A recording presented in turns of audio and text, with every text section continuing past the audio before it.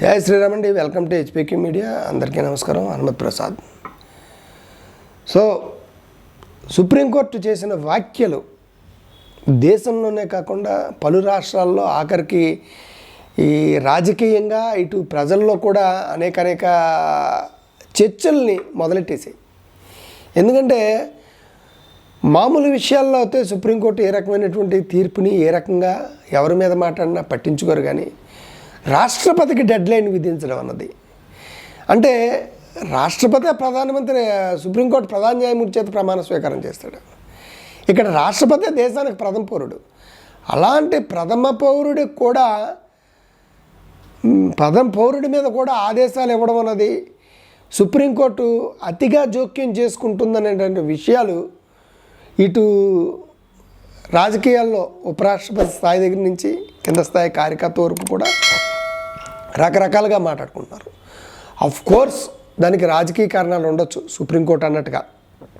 ఎందుకంటే ఒక బిల్లుని అంతకాలం ఆపడం వల్ల అక్కడ రాష్ట్ర ప్రభుత్వాలు ఏ రకంగానూ పరిపాలన చేస్తాయి అనేటువంటి కోణంలో సుప్రీంకోర్టు ఆలోచించి ఉండొచ్చు.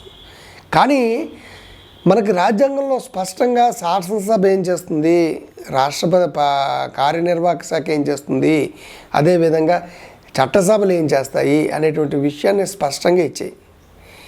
ఇకపోతే రాష్ట్రపతి అన్నది దేశానికి దేశాధ్యక్షుడు అనేది అన్నిటికీ అతీతుడు. ఆ విషయాన్ని మటుకు గుర్తుంచుకోవాలి. రాష్ట్రపతి కానీ గవర్నర్లు కానీ అన్నిటికీ అతీతులు.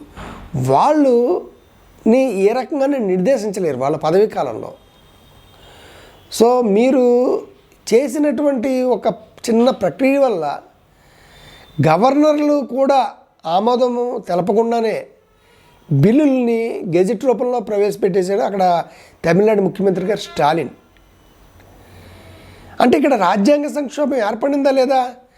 గవర్నర్ గారికి నువ్వు ఆమోదం తెలిపంటే పర్లేదు, ఆమోదం తెలపలేదు కాబట్టి ఆటోమేటిక్గా అవి బిల్లు అయిపోతాయంటే అంటే ఇక గవర్నర్ల వ్యవస్థ ఎందుకు? వాటిని తీసేయమని చెప్పండి. ఇప్పుడు గవర్నర్ల వ్యవస్థ ఉంటే మీరు గవర్నర్ల పట్ల కొంచెం గౌరవం చూపెట్టి వారి ద్వారా ఆమోదం పొందేలా చూడండి. ఇప్పుడు అక్కడ పెండింగ్లో ఉన్నాయి, రాష్ట్రపతి దగ్గర పెండింగ్లో ఉన్నాయి, అవి క్లియర్ చేయకుండానే వీళ్ళు స్టాలిన్ గారు దాన్ని గెజెట్ కింద ప్రకటించేశారంటే దాని అర్థం ఏంటి?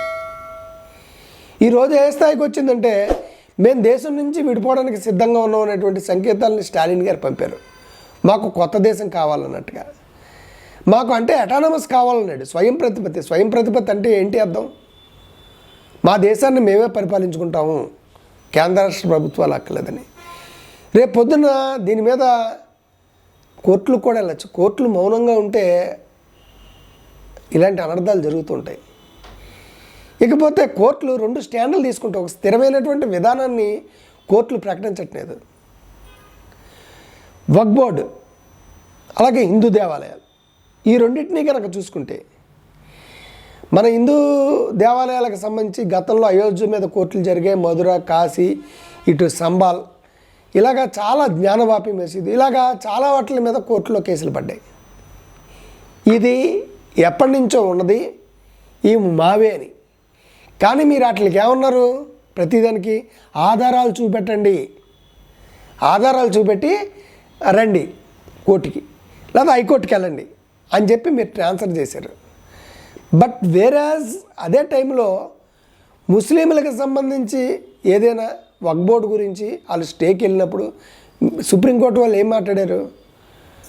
దానికి ఆధారాలు ఉంటాయా?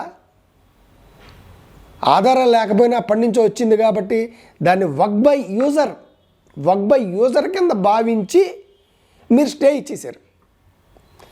అంటే వక్ఫ్ బై యూజర్ ఏంటంటే ప్రజలకు కూడా కొంతమంది తెలియాలి. అంటే వక్ఫ్ బోర్డు ఆస్తుల్ని ఉపయోగించుకుంటున్న వాళ్ళు చాలా కాలం నుంచి ఏ రకమైనటువంటి డాక్యుమెంట్లు లేకుండా ఉపయోగించుకుంటూ వాళ్ళని వక్ఫ్ బై యూజర్ అంటారు. అంటే వక్ఫ్ బై యూజర్ చాలా కాలం నుంచి ఉపయోగించుకోవడం వల్ల ఆ డాక్యుమెంట్లు లేకపోయినా మేము చూడమని అడిగిన స్టే ఇచ్చారు. మీరు ఒక మతానికి సంబంధించిన వాళ్ళు వచ్చినప్పుడు ఒక రకంగా, వేరొక మతానికి సంబంధించిన వాళ్ళు వచ్చినప్పుడు వేరొక రకంగా మీరు సుప్రీంకోర్టు ప్రవర్తించడాన్ని చాలామంది మేధావులు కానీ రాజకీయ నాయకులు కానీ ప్రజలు కానీ ప్రశ్నిస్తున్నారు. కొంచెం ఏంటంటే హైందవులు వచ్చినప్పుడు అత్తమనకి సుప్రీంకోర్టుకు వచ్చేస్తారా? మీరు కింద కోర్టుకి వెళ్ళండి, హైకోర్టుకి వెళ్ళండి, అక్కడ తేల్చుకురండి. ఒకళ్ళు వచ్చిన ఆధారాలు ఏమైనా ఉన్నాయా? వాళ్ళు వస్తే మీకు ఏ రకమైనటువంటి ఆధారం చూపెట్టకలేదు.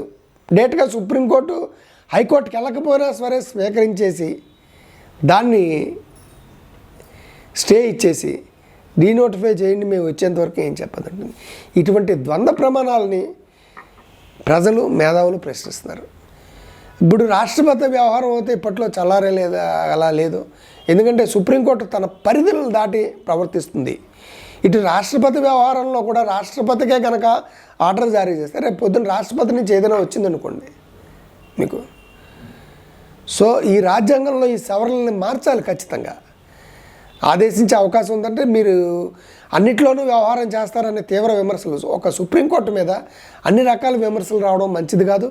ఇంకొక ఎంపీ మాట్లాడుతూ దేశంలో మత చిచ్చు రగిలిందా, మత సామరస్యానికి భంగం కలిగిందా, దానికి సుప్రీంకోర్టే కారణం అని చెప్పి ఆయన డైరెక్ట్గా స్టేట్మెంట్ ఇచ్చారు. సో ఇటువంటి వివాదాలని గుర్తించుకుని సుప్రీంకోర్టు న్యాయమూర్తులు కూడా పక్షపాతం లేకుండా ఒక స్థిరత్వానికి గుర్తుకొచ్చి సమాజంలో ఏ రకమైనటువంటి ఆందోళన కలిగించే విధంగా లేకుండా మీరు గతం ఇచ్చినటువంటి తీర్పుల్ని, ఇప్పుడు ఇచ్చేటువంటి తీర్పుల్ని, మేము ఇచ్చేటువంటి తీర్పుల్ని ఏమైనా తేడాలు ఉన్నాయని చూసుకుని చేయడం మంచిదని అనుకుంటున్నాను. లేకపోతే మీరు అది ఫాలో అయిపోతే రేపు పొద్దున్న కింద కోర్టులు అయినటువంటి హైకోర్టు, మిగతా కోర్టులు కూడా అదే విధంగా వెళ్తే ప్రజలు ఇబ్బంది పడతారు. ఇక్కడ మనకి ప్రజలు ఇబ్బంది పడకూడదు, దానికి తగ్గట్టుగా వ్యవహరించాలని కోరుతూ మరొక మంచి వీడియోతో మీ ముందుకు. జై శ్రీరామ్.